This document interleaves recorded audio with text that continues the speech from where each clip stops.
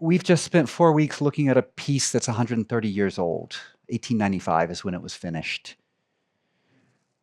What's our obsession with antiquity and old music?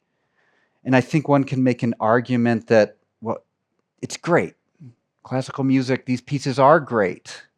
They're amazing to listen to.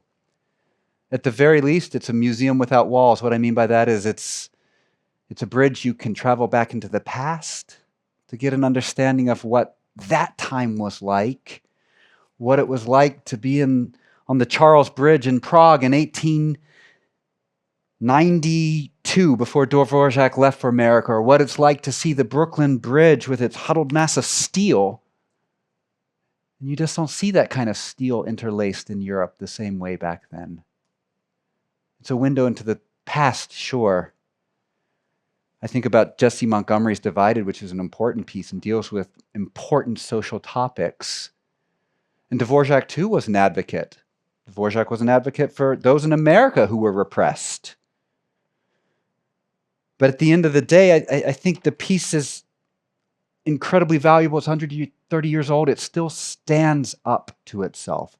And what I mean by that, it still teaches something about ourselves, not just the past, not just about Dvořák, not just about the cello, not just about the orchestra. It teaches us something about ourselves. It's a bridge into ourselves.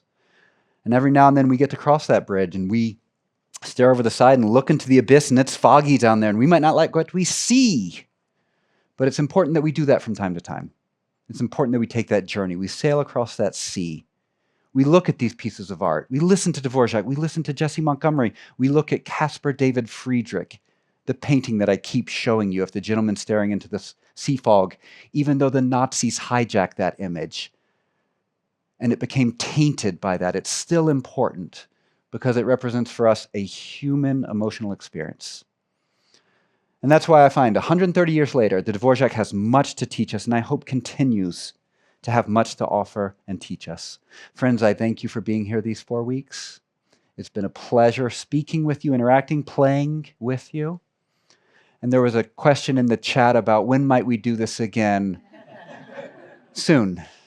And I'll work on preparing another, probably not one piece, but a body of repertoire that spans some time yet has some unified theme. And we'll meet again and we'll do this again in the U of A Cello Studio. Thank you, Charlotte.